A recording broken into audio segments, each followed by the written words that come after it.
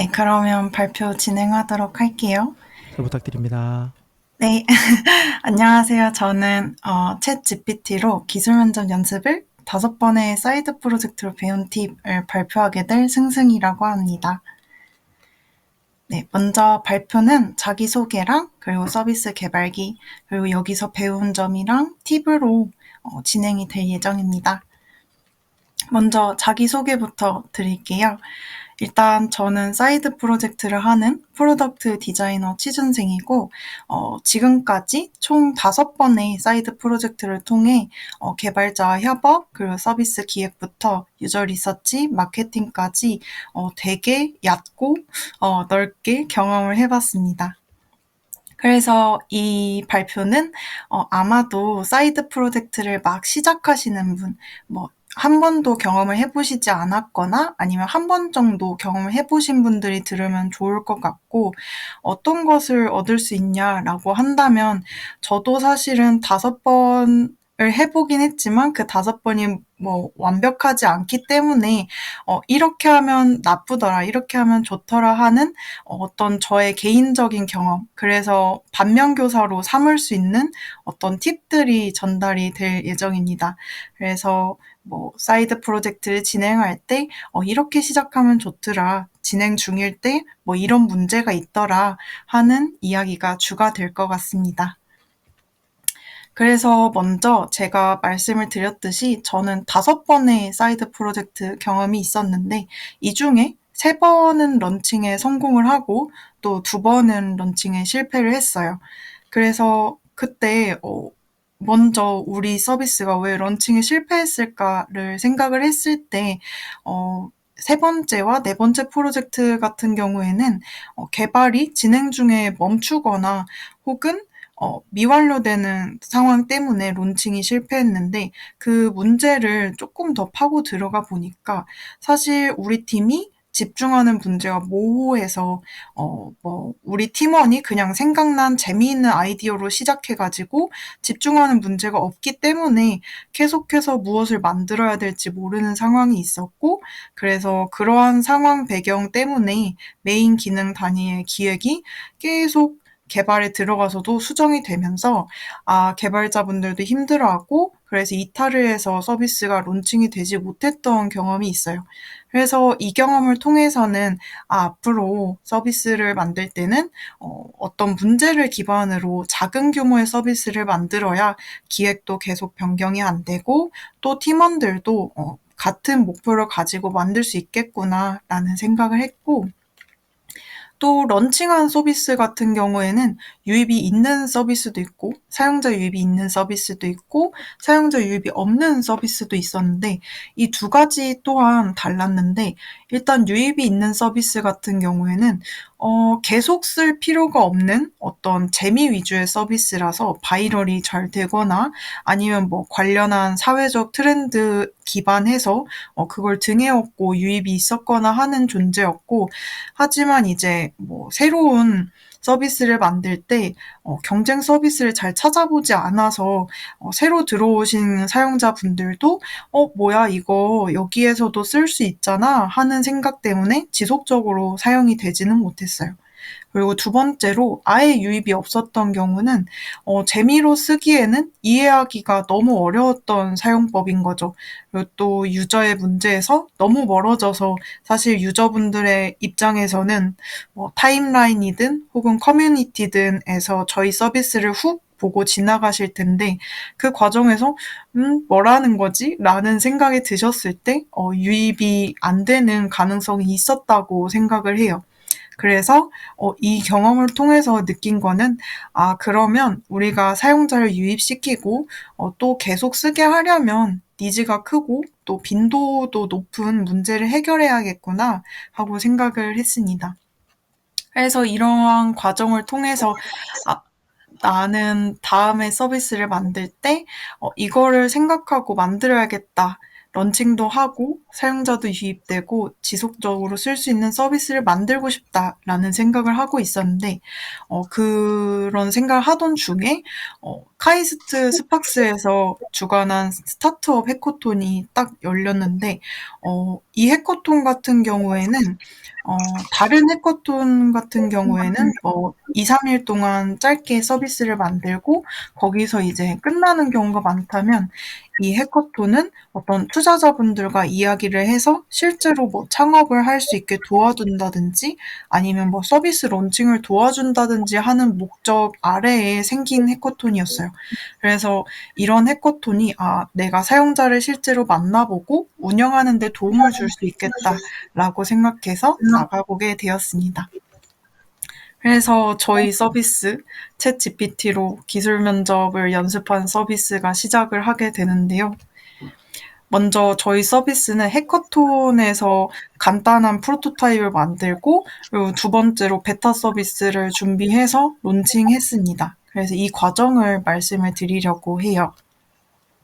먼저 해커톤을 시작하기 전에 기획에 시간이 주어졌는데 저희는 이제 해커톤의 주제인 새로운 사회를 위한 시도를 중심으로 당시에 핫했던 그 당시가 1월 달이니까 매우 핫했던 챗GPT를 솔루션으로 일단은 구상을 했어요. 그리고 이 솔루션을 어떤 문제에 붙이면 가장 좋을까? 혹은 우리가 생각해왔던 문제에 붙일 수 있을까라고 생각을 했을 때, 저희 개발자 팀원분들이 당시에 이제 다 취준생이기 때문에 기술 면접을 준비 중이셨는데, 이 과정에 있어서 기술 면접을 준비하는 과정에 구글링을 통해서 뭐 질문 정리, 뭐 블로그 이런 걸 검색하신다든지 그런 블로그를 다 일일이 검색해서 자기가 뭐 워드나 아니면 노션 같은 데에 일일이 다 질문이랑 답변을 정리하시는 거를 봤어요. 그래서 이 문제를 차라리 우리가 챗 GPT로 연습을 시켜주고 그 내용을 기록하면은 더 편하게 연습을 할 수 있지 않을까? 라는 생각으로 그러한 가설으로 저희 서비스가 시작하게 됩니다. 그래서 이제 해커톤 당일날에는 이렇게 기획이 된 내용을 토대로 저희가 와이어프레임을 엄청 빨리 만들고 또 빠르게 서비스 아웃풋을 내고 이랬는데 사실 2박 3일이라는 시간이기 때문에 해커톤 특성상 어떤 인프라적인 기능들 예를 들면 회원가입이나 간편가입 같은 기능을 사실은 구현하기 힘들고 또 구현한다면 저희의 핵심 기능이 시연이 불가능한 상황이 나오게 될 게 뻔했어요. 그래서 저희 팀원들이 다 의견을 모아서 그러면 차라리 회원가입이나 이런 거는 다 빼고 챗 GPT로 기술 면접을 연습하는 과정만 만들자라고 결정을 해서 진행을 했는데 문제는 제가 디자인을 하는 과정에서 와이어프레임에 이렇게 우측에도 제가 빨간색으로 표시를 해뒀는데 페이지네이션 기능을 넣었어요.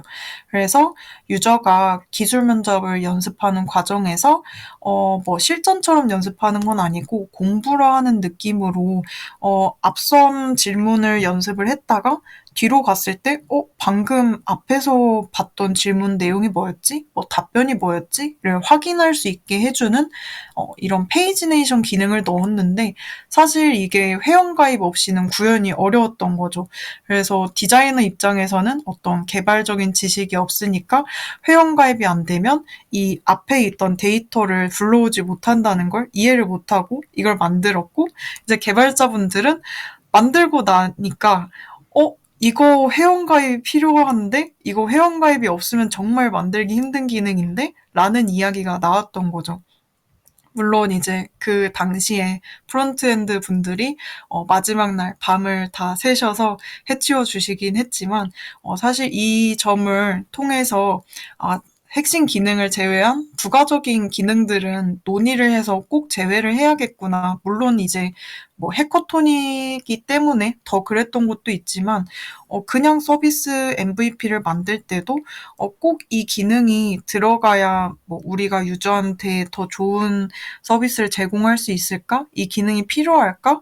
하고 한 번 더 생각을 해본다는 게 더 중요하다는 거를 이때 깨달았어요. 그래서 저희 서비스는 다행히 또 좋은 결과를 받아서 어떤 우수상도 받고 투자자분이랑 어떤 멘토링 과정도 있었고, 이 과정을 통해서 우리 서비스에 저희 팀원분들이 다 애정이 생기셨어요. 그래서 그러면 우리 서비스를 해커톤에서 끝내지 말고 실제로 론칭을 해보자라고 해서 론칭 단계를 준비하게 됩니다.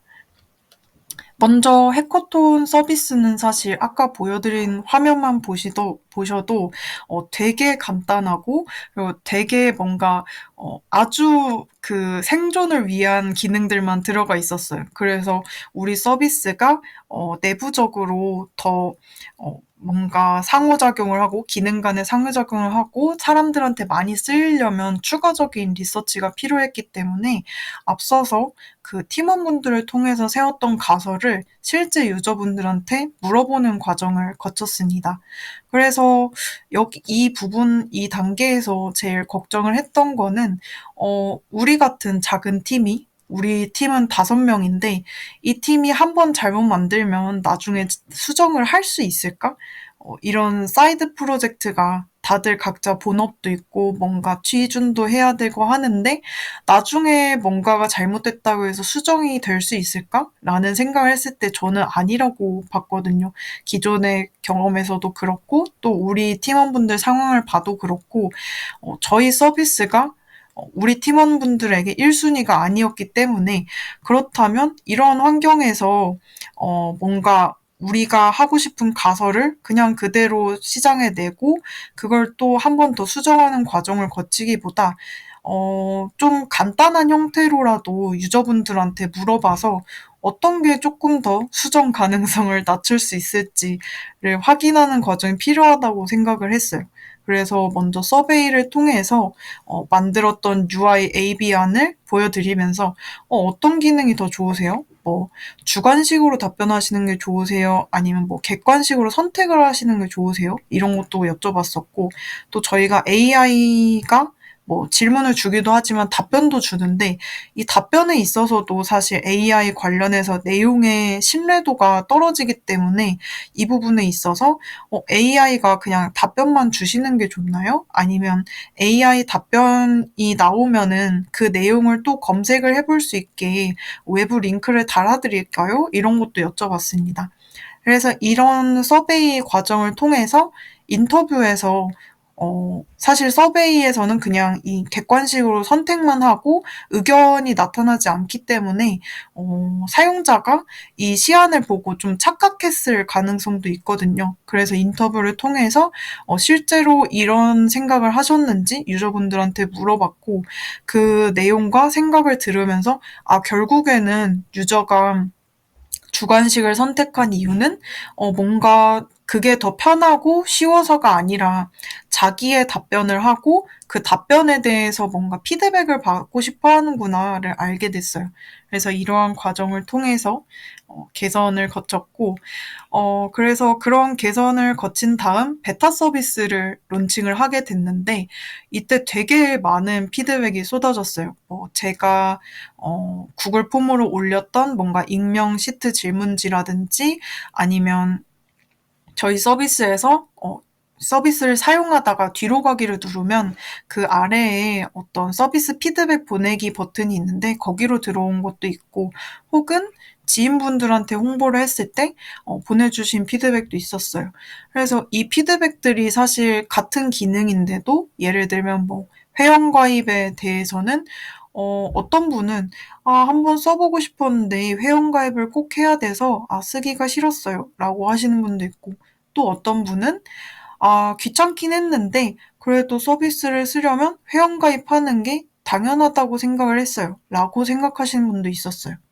그리고 또 질문과 답변의 내용에 대해서도 이런 질문이나 답변은 AI가 만들었다고 해도 구글링으로 다 알 수 있는 일반적인 질문인데요? 라고 피드백을 주시는 분도 있었고, 또 반대로는 어 물론 구글링으로도 찾을 수 있지만 이 답변의 내용이 되게 길고 구체적이라서 "좋았던 것 같아요."라고 하시는 분도 있었어요.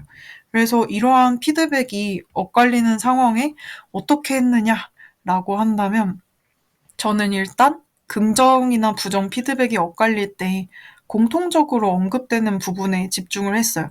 그래서 아까도 말씀드렸듯이 결국에는 회원가입에서 많이 플로우가 많이 넘어가면 유저가 지치게 된다는 것을 알게 되어서 우리 팀 내부적으로는 간편 가입이나 맛보기 기능을 만들자라는 논의가 있었고, 또 질문 수나 내용 변경에 대한 선택권이 있으면 알지 못하는구나를 이 공통적인 내용을 통해서 도출을 해서 그러면 다음 질문 버튼의 가시성을 높이고 남은 질문 수를 추가해야겠다라고 논의를 했고, 또 마지막으로 이 질문과 AI가 주는 질문과 답변에 대해서 사실 퀄리티 문제가 있었는데 이러한 문제 같은 경우에는 저희가 그 API를 활용하기 때문에 그걸 고칠 수는 없었고 대신에 그러면 많은 지식이 있는 실무자보다는 입문자한테 홍보를 하자라는 방식으로 저희 서비스의 향후 방향을 결정을 했습니다. 그래서 제가 이러한 피드백을 받았을 때 제일 고민을 했던 거는 엇갈릴 때는 이분들이 공통적으로 언급이 되는 부분에 집중을 하고, 또 유저분들이 피드백을 주시면서 아무래도 개발자분들이 많다 보니까 어 저는 이거를 질문을 5개 제공을 하고 피드백을 바로 줬으면 좋겠어요 하면서 되게 구체적으로 기능 단위로 이야기를 해 주시는 경우가 많았는데, 이러한 솔루션을 좋습니다. 그럼 저희도 질문을 5개 하겠습니다."라고 하면서 바로 받아들이기보다 왜 굳이 5개를 말했을까? 5개를 말한 이유가 있을까? 5개만 연습을 하고 싶은 이유가 있을까?" 하면서 계속 그분이 왜 그런 구체적인 내용을 제안을 했는지를 먼저 고민을 해 봤던 것 같아요. 그래서 그러한 구체적인 내용을 그대로 반영하기보다는 왜 그런 말을 하게 되었는지 맥락을 파악하고 그 맥락에 맞게 더 좋은 솔루션을 줘야겠다라고 생각을 했습니다. 그리고 또 마지막으로 저희가 어떤 타겟을 선정해서 엄청나게 구체적으로 홍보를 뿌렸던 건 아니기 때문에 정말 다양한 연차와 그리고 또 관심사를 가졌던 개발자분들이 사용을 해 가지고 피드백이 어 되게 엇갈리는 경우가 많았어요. 그래서 이때는 우리의 타겟이 어떤 입문 개발자, 그리고 새로 시작하는 개발자, 그리고 어떤 4학년 대학생 개발자, 취준을 준비하는 4학년 대학생 개발자니까 그런 분들에 가까우신 분들의 목소리를 조금 더 기울이자라고 결정을 하고 의사결정을 했습니다.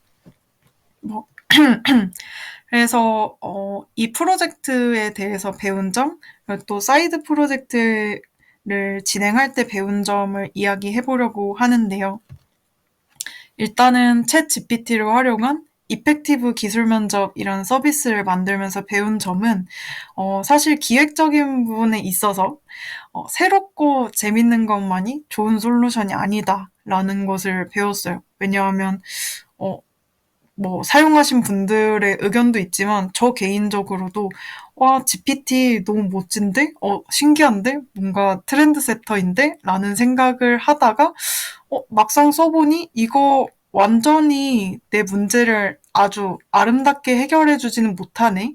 그래서 약간 GPT가 마케팅 수단이 되는 경우가 있었어요. 이거는 뭐 GPT를 활용한 거의 대부분의 서비스, 예를 들면 지금 마이 리틀 트립이라든가 아니면 토스 같은 곳에서도 GPT를 붙인 서비스가 있는데 그런 서비스들이 API의 한계로 약간 내용의 퀄리티가 떨어지는 경우가 있는 걸 봐서 이 GPT라는 게 무조건 좋은 솔루션이 될 수는 없다. 물론 저희가 창업이나 어떤 비즈니스를 하는 게 아니기 때문에 더 좋은 로우 데이터를 일일이 구해서 채워 넣을 수는 없겠지만 이 솔루션이 뭔가 이 기술 면접을 연습하시는 개발자분들의 답답함을 완전히 해소해 줄 수는 없다는 것을 배우게 되었고, 그래서 다음부터는 서비스를 만들 때 무조건 새로운 신기술도 물론 좋지만, 마케팅에 있어서는 좋지만, 어떤 게 조금 더 유저의 문제를 잘 해결해 줄 수 있는지, 그래서 그분들이 더 열심히 사용할 수 있는지를 생각을 해야겠다라는 생각을 했고,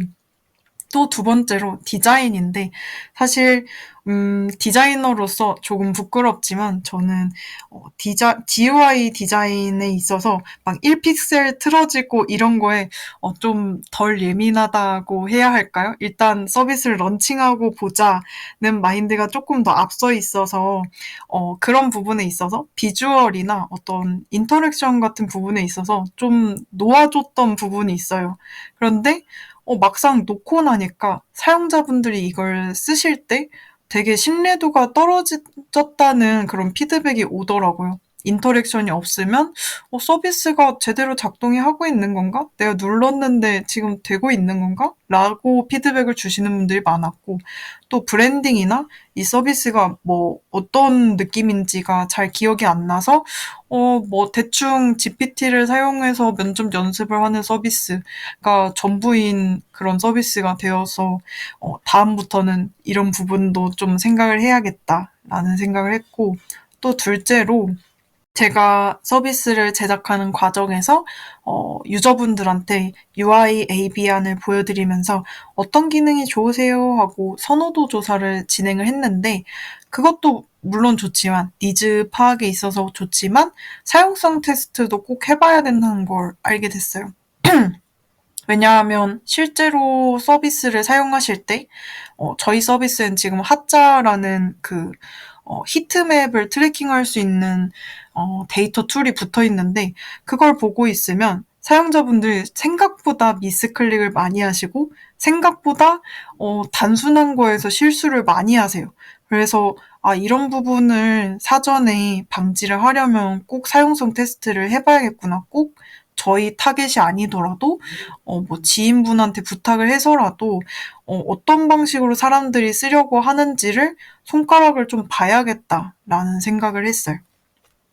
그래서 여기까지가 이제 이펙티브 기술 면접에서 배운 점이고, 이제 약간 브로드하게 사이드 프로젝트로 얻은 것과 어떤 팁을 이야기하려고 하는데, 먼저 제가 사이드 프로젝트를 얻었던 거는 성장의 기회와 그리고 커리어 준비적인 면이 있었어요. 그래서 사이드 프로젝트를 할 때 제가 5번을 했지만 그 5번이 다 완벽하지는 않았고 또 실패도 계속 했거든요. 그래서 이러한 경험을 거치면서 프로젝트 결과마다 배움을 얻고 다음에는 이렇게 해야겠다. 다음에는 이렇게 해야겠다 하면서 그걸 계속 적용해 나가는 과정에서 좀 개선과 발전을 반복할 수 있었고, 그리고 또 어떤 프로젝트를 개선해 나감에 있어서 결국에는 공부가 필요하거든요. 근데 이러한 공부가 어떤 포트폴리오를 위해서 나 포트폴리오를 뭐 5개 만들어야 되니까 빨리 1개 더 만들어야지라고 생각하는 수동적인 프로젝트가 아니라 이 프로젝트를 성공시키고 싶은데, 어떤 방식으로 성공을 시킬 수 있을까? 방금 우리 유저가 뭐 이런 거에서 실수를 했는데, 왜 이러는 거지? 하면 리서치 방법론을 찾아본다든가, 아니면 우리 프로젝트가 론칭을 했는데 사용자가 한 명도 안 들어와. 그러면 왜 안 들어오는 거지? 하고 아티클을 읽어본다든가, 어떻게 하면 우리 서비스가 쓰일 수 있을까? 혹은 뭐, 우리 유저들이 왜 이럴까를 알아볼 때 조금씩 공부를 하다 보니까, 수동적으로 공부를 하기보다 능동적으로 공부를 하게 돼서 그런 점이 좋았다. 라고 생각을 했고, 또 이제 커리어 준비적인 면에 있어서 사이드 프로젝트는 결국 작은 팀으로 시작하거든요. 제가 지금까지 봤던 팀들은 다 10명 이하였는데 그래서 저 같은 경우에는 디자이너가 기획까지 맡는 경우가 많았고 그래서 기획부터 리서치, 디자인, 홍보까지 다 하는데 이 과정에 있어서 아, 나는 이 과정에서는 이걸 좋아하는구나. 저 과정에서는 저걸 좋아하는구나 하면서 아, 내가 구체적으로 어떤 직무로 앞으로 일을 해야겠다라는 생각을 잘 할 수 있었고 또 두 번째로는 개발자분들과 협업을 할 수 있었어요. 사실 학부생 시절에는 디자이너들끼리만 모여서 디자인을 하고 그리고 움직이는 거라고는 뭐 프로토타입이 전부인 그런 뭐라고 할까요? 픽셀 그 자체인 화면들을 만들었는데 개발자분들이랑 협업을 하니까 실제로 구동을 하는 서비스가 나오고 그리고 개발자분들이 또 디자이너분한테 아, 여기 이거 뭐 가이드를 주세요. 이렇게 하면은 뭐 개발이 안 돼요 하면서 소통을 하는 과정에서 아, 어떤 기능이 개발이 어렵고 어떤 상황에 이런 건 수정이 어렵고 아, 개발을 위해서는 뭐 미리미리 이런 걸 알려드려야겠다라는 약간 완벽하지는 않지만 얼마 정도의 감이 생겼다는 것이 좋은 점이었던 것 같아요. 그래서 이 부분은 이제 사이드 프로젝트를 시작하고 끝마치는 팁인데 아무래도 처음 시작하시는 분들은 어떻게 해야 되지? 라고 느끼시는 분들이 되게 많았어요. 저도 그렇고 그래서 한번 정리를 해봤는데 먼저 사이드 프로젝트를 시작하실 때 뭐 팀이 저처럼 IT 동아리나 아니면 뭐죠? 교내 동아리 같은 걸로 팀이 이미 준비가 되신 분들도 있겠지만 그렇지 않은 경우에는 어떤 플랫폼이나 혹은 유료 프로젝트로 시작을 하시거나 아니면 지인 디자이너나 개발자분들한테 요새는 이제 사이드 프로젝트 많이 하시니까 하는 분이 있냐? 언제든 나를 추천해라. 라는 식으로 수소문을 하면 언제든 기회를 잡을 수 있을 것이라고 생각을 합니다. 그리고 두 번째로 그렇게 모인 팀들이 어떤 아이디어로 시작하냐라고 했을 때는 먼저 그냥 뭐 저희처럼 어떤 문제점에서 시작하신 경우도 있겠지만 그냥 구체적인 서비스가 먼저 생각나신 분들도 있을 거예요. 근데 그 과정에서 일단은 그 아이디어가 떠오른 계기를 생각하면서 그러면 내가 어떤 상황 때문에 이 아이디어가 떠올랐지?를 한 번 더 반추해 보시는 게 좋은데, 왜냐하면 결국에는 내가 그 상황을 모르면 내가 포커스해야 되는 문제를 모르게 되고, 그렇게 되면은 또 기획이 내 멋대로 추가가 되고 막 확장이 되고 이런 상황이 발생할 수가 있어요. 그래서 어떤 서비스가 생각났다면, 내가 그래서 해결하고 싶은 문제는 뭐지? 내가 이 서비스를 통해서 유저한테 주고 싶은 뭔가 가치는 뭐지? 라는 걸 한 번 더 생각해 보면서 아이디어를 선택하시면 되고, 그리고 또 팀 프로젝트다 보니까 아이디어가 정말 많이 나오는 경우도 있거든요. 그때에는 물론 선호하는 아이디어도 있겠지만 프로젝트의 목표 같은 것도 있을 거예요. 뭐 사용자를 100명 모으자 아니면 뭐 이 프로젝트를 통해서 뭐 포트폴리오 사이트에 올리자 같은 목표가 있을 텐데 그러한 목표도 조금 더 포커싱을 할 수 있다고 생각을 해서 만약에 아이디어로 좀 의견을 모으기가 힘들다라고 하면 공동의 목표를 하나 세워보시는 것도 추천을 합니다. 그리고 마지막으로 모든 아이디어는 세상에 없는 것은 없기 때문에 한번 구글링을 해서 나와 비슷한 생각을 한 서비스가 있는지를 찾아보시는 게 좋고 만약에 안 나오면 저는 오히려 그게 좀 별로라고 생각해요. 물론 GPT 같은 서비스는 지금 막 생기고 있어서 안 나올 수도 있지만 왜냐하면 경쟁 서비스가 없으면 내가 지금 보고 있는 문제에 니즈가 아예 없을 수도 있다는 걸 보여줄 수도 있다고 생각하거든요. 그래서 검색을 해보시고 경쟁 서비스는 어떻게 하고 있나 하고 한번 회원가입을 해서 쓱 보시는 것을 추천을 드립니다. 그래서 이런 방식으로 아이디어를 다 정하시고 팀도 모으셨을 때는 이제 만드셔야 되는데 이 만드는 과정에 있어서 소통을 정말 잘 해주셔야 됩니다.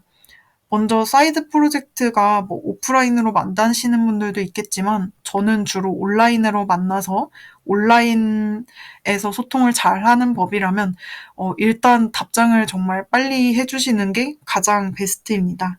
왜냐하면 답장을 하지 않으면 온라인 특성상 상대가 뭘 하는지 모르고 또 내가 지금 넘어가야 될 일이 있는데 상대방 분이 답장이 없으면 되게 답답한 그런 신뢰도가 계속 쭉쭉 수직 하강하는 상황이 일어나요. 그래서 답장을 잘 해주시는 게 되게 중요하다라고 했고, 또 회의도 당연히 진행을 하셔야 되는데, 이때 뭐 팀장님이든 아니면 팀원분이든 아젠다를 미리 공유해서, 회의는 최대 3시간을 안 넘어가야 하고, 최소 1시간이 가장 적절하다는 것을 생각하고 진행을 해주시면 좋습니다. 그리고 또 직군 간에 소통을 잘 해주셔야 되는 게 특히 저는 이제 디자이너기 때문에 프로그래밍 용어나 뭐 이런 거에 대해서 뭐 API가 어쨌어요, 뭐 클라이언트가 어쨌어요 하면은 무슨 말인지 모르겠지만 뭔가 열심히 일하고 있다라고 이제 이해가 되거든요. 그래서 서로 논의해야 될 부분이 있다면 프로그래밍 용어 대신 비유나 아니면 어떤 저 뭐 20% 정도 작업을 완료했어요. 이런 식으로 정량 수치를 통해서 쉽게 말해주는 게 필요하고 또 디자이너가 개발자한테 말을 할 때는 시각적인 느낌, 뭐 예를 들면 인터랙션이 가장 큰데 그냥 이렇게 슉, 훅 하게 해주세요라고 말을 하기보다는 뭐 프로토타입을 만든다든지 아니면 픽셀 값으로 케이스별 가이드를 설정해서 말해주시는 것이 가장 명확하고 또 깔끔하다는 것을 알아주시면 좋을 것 같습니다. 그리고 또 마지막으로 뭐 모든 사이드 프로젝트가 워터폴 방식일 수도 있고 뭐 그냥 이제 서로 병렬적으로 일하시는 방식일 수도 있고 하지만 그 과정에 있어서 무조건 수정은 발생하고 그 수정이 발생했을 때 그냥 이거 수정했으니까 해주세요라고 하기보다는 이런 문제가 있어서 이렇게 수정했는데 수정이 될 수 있을까요?를 먼저 여쭤보고 그분이 안 된다고 하시면 그 이유를 물어보고 그 이유에 맞춰서 다시 수정하는 그런 과정이 가장 이상적이다라고 할 수 있습니다. 이렇지 않으면은 이제 한쪽이 저 사람들은 자기 하고 싶은 대로만 하네라고 느낄 수도 있기 때문에 최대한 설득을 통해서 의사결정을 하시는 것을 추천드립니다. 그리고 마지막으로 사이드 프로젝트를 이제 론칭을 하고 싶을 때는 공부 목적이 아니라면 사실은 익숙한 언어나 툴을 사용하셔서 좀 그 프로젝트에 소요되는 기간을 줄여주시는 것이 좋습니다. 기간이 늘어날수록 사람들이 그 동기부여가 떨어지기 때문에 익숙한 언어나 툴을 사용해 주시는 것이 좋고 또 기능 또한 되게 메인 기능이 뭐 3개다, 4개다 라면서 되게 많아지는 것보다는 1개나 2개 정도의 핵심 기능으로 최소 규모로 만드시는 것이 가장 이상적입니다. 왜냐하면 모든 팀원들이 사이드 프로젝트이기 때문에 이 프로젝트가 1순위가 될 수가 없고 그래서도 안 되긴 해요. 왜냐면 본업이 있기 때문에. 그래서 가장 최소한의 규모로 내가 가장 익숙한 언어나 툴로 진행을 해야 최대한의 시간으로 빠르게 만들 수 있기 때문에 좋은 것이고 또 뭐 앞서서 아이디어 설정할 때도 말씀을 드렸지만 모든 팀원분들이 좀 동기부여를 받는 아이디어나 목표로 시작을 해야 나중 가서 한 팀원이 속으로 이걸 왜 하고 있는지 모르겠어 라고 생각하는 그런 상황이 나오지 않습니다. 그리고 또 론칭이 하고 싶다면 마일스톤이나 계획을 세우고 좀 가볍지는 않게 책임감을 가져야만 기간이 무한정 늘어나는 상황이 나오지 않을 수 있어요.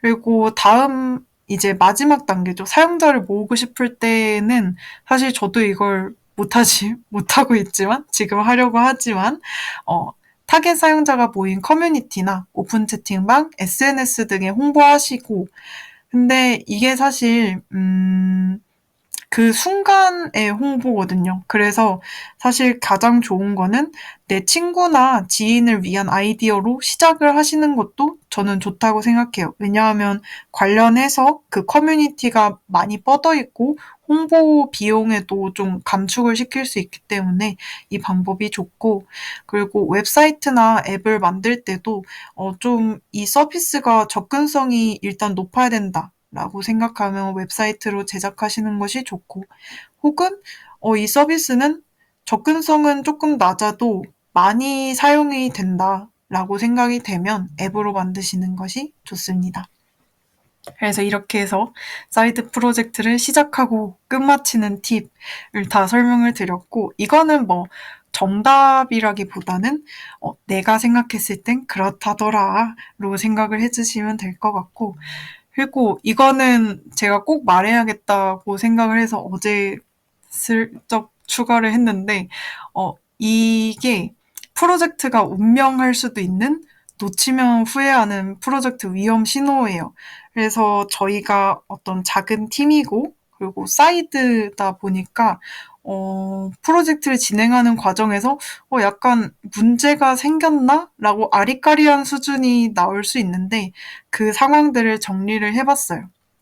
먼저, 팀의 목표나 아이디어가 한 점으로 모이지 않고 계속 팀원들이 뭔가 같은 얘기를 하려다가 딴소리를 하는 경우에 굉장히 위험하고, 이때는 동일한 팀의 목표를 세우거나 각 팀원별로 원하는 바를 파악하는 것이 중요합니다. 그리고 둘째로, 팀 프로젝트다 보니까 회의가 필수적일 수밖에 없는데, 그 회의 불참이 잦아지고 또 프로젝트 기간이 끝없이 계속 늘어날 때가 굉장히 위험합니다.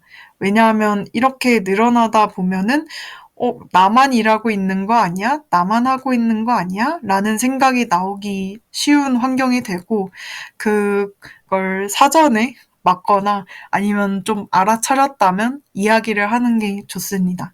그리고 세 번째로, 기획이 자주 변경되고 그때마다 규모가 커질 때, 규모가 작아지는 것도 아니고 커질 때가 위험한데, 이러면 이런 상황은 보통 머릿속에 떠오르는 창의적인 아이디어가 있어. 그래서 바로 넣어야겠어, 우리 서비스에. 이런 상황이 있거나 하는 경우에 발생하는 것 같은데, 이때는 우리 타겟 유저가 겪는 문제가 뭐지? 거기에서 우선순위가 뭐지? 를 생각하면서 최대한 물론 기획 초반에는 괜찮은데 이제 개발에 들어가서 화면도 나와 있는데 갑자기 메인 기획을 하나 더 넣어야겠어요 하면은 굉장히 심각한 상황이 일어납니다. 그렇기 때문에 최대한 초반에 잘 생각을 하고 또 타겟 유저를 명확히 해서 우선순위를 세운 다음에 그에 따라서 기획을 진행하시는 것이 베스트입니다. 그리고 네 번째로는 특정 파트에서 생긴 문제가 전체적으로 공유되지 않을 때인데, 저희는 제가 했던 사이드는 주로 온라인이었기 때문에 말하지 않으면 정말 몰랐어요. 정말 알 수가 없었어요. 그래서 우리 파트에 문제가 생기거나 지연이 예상이 된다. 디자인이 이때까지 나온다고 했는데 뭐 때문에 좀 더 미뤄질 것 같다. 라고 예상이 된다면 미리미리 다른 사람한테 공유를 해서 좀 문제가 진짜 더 커지는 상황을 어, 방지하는 것이 좋습니다.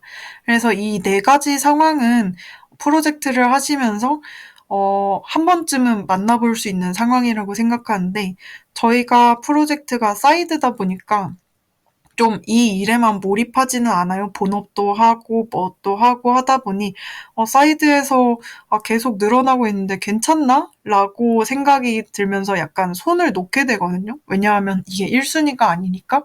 그래서 이거를 모르는 사이에 문제가 폭발을 하기를 기다리기보다는 일단 회의 때 다 같이 모여서 한번 문제를 제기하고, 우리 이게 좀 문제인 것 같은데 이야기를 해볼까요? 하고 좀 논의를 해보시는 것을 추천드립니다. 물론 이 네 가지 상황이 발생하지 않는 게 가장 베스트지만 네. 그래서 이렇게 해서 저의 발표는 여기까지고, 이전 발표자분들 보니, 자기 PR을 하시길래 저도 가져왔는데, 사실 저보다는 저를 키워주신 IT 동아리 인큐베이터죠. 인큐베이터를 홍보합니다. 일단 디프만 같은 경우에는 되게 괜찮은 동아리다. 괜찮은 동아리다. 라는 말씀을 드리고 싶고, 저도 지금 하고 있고요, 13기로. 그리고 D&D 같은 경우에는, 되게 기회가 조금 더 많은 분들한테 열려 있고, 또 지방 사시는 분들한테 더 폭넓게 열려 있는 것으로 알아요. 그래서 요 두 가지, 뭐, 물론 지인분들을 통해서 사이드를 시작하실 수도 있지만, 이런 동아리에서 시작하시는 것도 좋다라는 것을 말씀을 드리겠습니다. 네. 그러면 저는 발표는 여기까지 할게요. 감사합니다.